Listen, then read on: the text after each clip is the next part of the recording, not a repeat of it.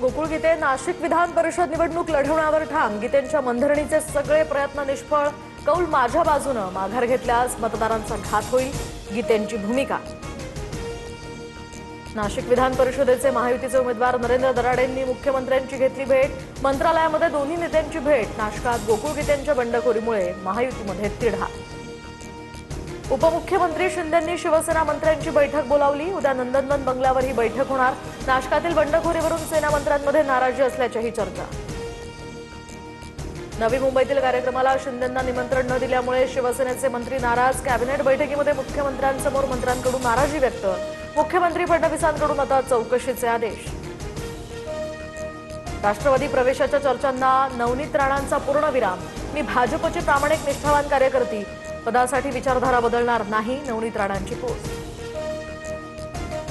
कोल्हापुरात शक्तीपीठ महामार्गाविरोधात भव्य मोर्चा। जयंत पाटील, राजू शेट्टी यांच्यासह अनेक शेतकरी रस्त्यावर। दसरा चौक ते जिल्हाधिकारी कार्यालयापर्यंत हा मोर्चा।